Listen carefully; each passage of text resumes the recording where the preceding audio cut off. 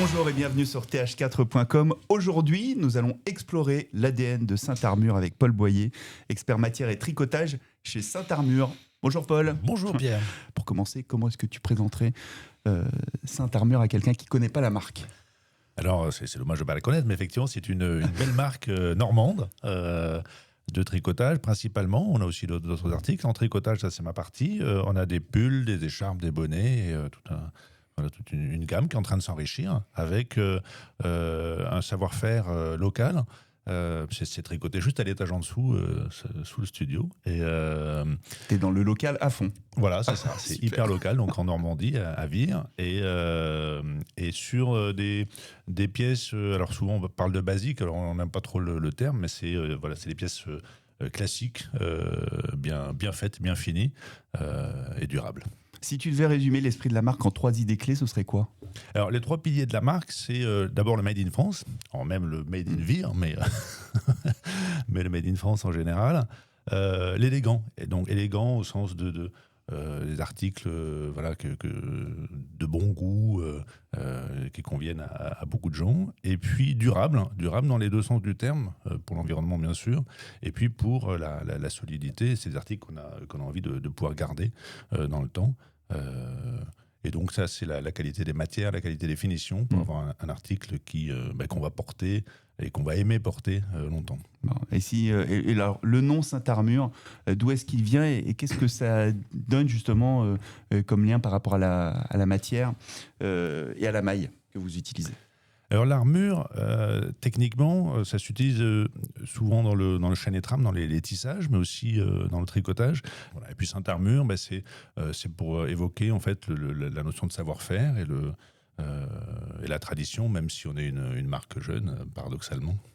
Donc il y a le tissage, mais il y a aussi le choix de la fibre ou du fil qui est important. Tout à fait. Comment on le fait ce choix ? Alors le choix, en fait, il est déterminé par ce qu'on recherche en termes de qualité, de durabilité. Donc on va chercher des matières qui sont agréables à porter longtemps, qui se comportent bien dans le temps et qui apportent un confort, une solidité. Et puis une élégance, parce que alors certains sont plus sensibles que d'autres à la qualité des matières. Mais c'est vrai que c'est quelque chose. En fait, la qualité, c'est une chaîne et chaque étape est essentielle. Mais tout repose au départ sur le choix des matières. C'est ce qui va permettre ou non d'aller chercher cette durabilité que l'on recherche dans la marque. On parle d'un héritage textile du 19e siècle chez Saint-Armure, alors que votre marque a environ 25 ans. Ça fait un petit écart. Est-ce que tu peux nous en dire un petit peu plus ? C'est quoi le rapport avec le 19e siècle ? Alors, toutes les marques anciennes sont travaillées par des gens jeunes, souvent. Alors nous, on n'est pas une marque alors tu ancienne. fais pas ton âge. je n'ai pas 150 ans.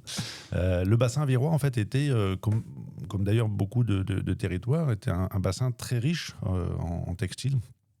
On a retrouvé, alors c'est amusant, je n'ai pas amené un chardon qu'on a ramassé dans un champ derrière, mais le cardage de la laine, ça vient de carder. Carder, ça vient de la carde, et la carde, c'est le chardon, en fait. C'est le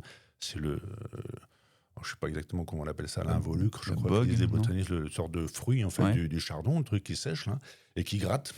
Et en fait, ces trucs-là, on les prenait, et on a cultivé des milliers, ou des dizaines, ou des centaines de milliers d'hectares en France, c'était énorme, et on accrochait ça sur un grand tube pour gratter la laine et à partir de ça extraire paralléliser les fibres et faire la filature. Et on a retrouvé un brevet à Vire, donc qui a été déposé à quelques centaines de mètres d'ici, sur les techniques pour traiter ces chardons pour qu'ils résistent plus longtemps, en fait, qu'ils soient plus robustes. Et parce que les changer, quand on change des milliers de trucs qui étaient cousus à la main sur un grand machin en cuir, ça prenait des semaines. Ouais, donc le fait de pouvoir durer. Donc ça, c'était un brevet typiquement virois. Voilà, donc ça nous a. C'est ce savoir-faire qu'on aime raconter et dont on aime s'inspirer, même si évidemment les techniques qu'on utilise sont ultra modernes. J'imagine bien. Et qu'on ne coupe plus les chardons à la main sur des grands tubes en cuir, mais on s'inspire d'un savoir-faire, évidemment. On l'adapte aux techniques d'aujourd'hui. En termes de prix, Saint-Armure n'est pas forcément la mieux placée sur le marché, mais je suppose que c'est un choix de votre part et que vous avez une vraie raison sur ce positionnement tarifaire? On travaille sur l'intégration des marges. Donc en intégrant verticalement, on est distributeur, marque et fabricant, tout en intégré, ce qui nous permet de compresser les marges et d'avoir un prix équivalent à ce que font des confrères qui ont des structures de marge supérieures. Donc on a la possibilité de donner 2 à 3 fois plus de valeur à la matière première et à la qualité du produit pour un prix équivalent par rapport à d'autres marques. Mais c'est vrai qu'on ne va pas se battre contre de l'ultra fast fashion en termes de prix.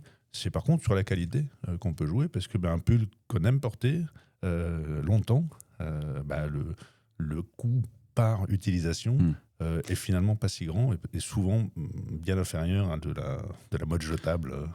Donc le parti pris de la qualité, du petit prix, puis de la diversité aussi. Et justement, quel est le produit, on va dire le produit récent qui, selon toi, illustre mieux l'ADN de votre marque Saint-Armure? Alors j'ai amené des bonnets, parce que on rentre dans la période où on a un chacun ou pas? Non, ah. j'ai pas le mien. Ah si, il y en a un chacun. Tu peux en mettre. Hein. Magnifique. Et, alors avec le casque, c'est pas facile, mais ils sont très extensibles. Il est tout doux. On va enlever le casque, mais c'est la période du bonnet. Hein, on est pas mal. Regarde, avec le casque, ça marche aussi. Ça marche aussi avec le casque. J'avais pas essayé le casque, et ça marche aussi. Ça insonorise un petit peu, ça assourdit. Et donc le bonnet, alors on est vraiment sur une maille très très pleine avec trois fils double brin, donc ça fait 6 brins de pure mérinos ultra fine. Donc on est vraiment sur une densité de matière énorme. Et on a l'élasticité de la maille de la côte 1.1. Et de la côte 2.2 sur le devant.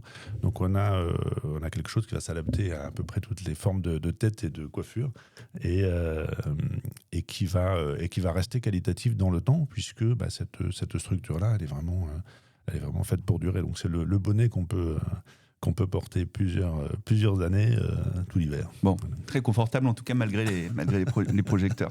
À l'heure de la mondialisation, c'est parfois compliqué de faire du 100% made in Europe, voire du made in France. Combien de vos pièces sont fabriquées et assemblées en local? Alors, 100%. Voilà, pourquoi faire moins? Magnifique. Pourquoi faire moins? Question suivante. 100%. 100%. Tout est fait ici. Tout est fait ici.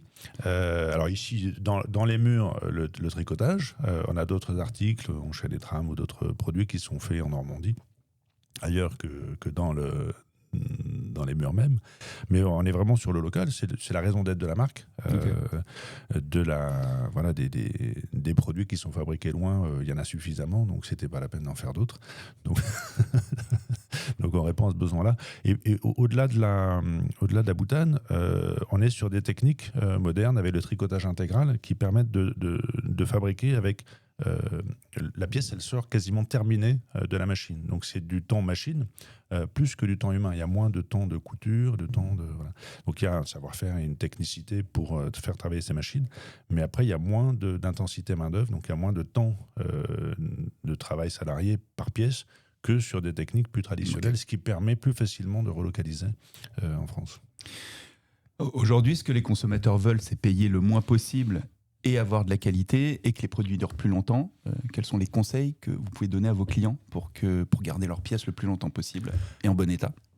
Alors, la première chose, enfin la clé, c'est vraiment la durée pendant laquelle on va aimer la pièce. C'est pas la solidité de la pièce. La pièce la plus solide, c'est le truc en polyester. Le polyester, c'est immortel. Donc, hélas, on en aura encore bien après notre mort, et nos petits-enfants en respireront encore. Mais, donc, c'est pas tant la solidité technique du produit, c'est sa qualité et l'envie qu'on va avoir de le porter longtemps. Et c'est ça qui fait vraiment la durée de vie. Donc, la première clé, c'est choisir une pièce qui vous voit bien, et qui vous plaît, et quand vous la voyez dans votre placard, vous avez envie de la porter. Ça, c'est vraiment la clé. C'est pour ça que la qualité technique, évidemment, est essentielle. C'est avoir une pièce qu'on aime porter, mais il y a des trous dedans, c'est frustrant. Mais la qualité de l'élégance, du choix des couleurs qui ne vont pas se démoder, qui seront toujours... qui seront durables, elles aussi. C'est une clé importante pour avoir des produits qu'on va porter longtemps, souvent.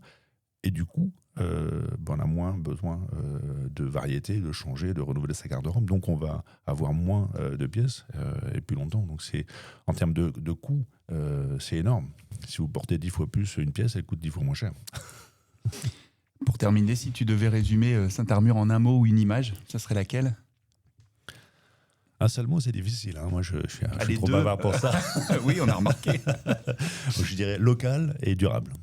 Bon, merci beaucoup, Paul, pour ces éclairages sur l'identité de Saint-Armur. C'est passionnant de comprendre comment tout ça se construit. On se retrouve très bientôt sur th4.com.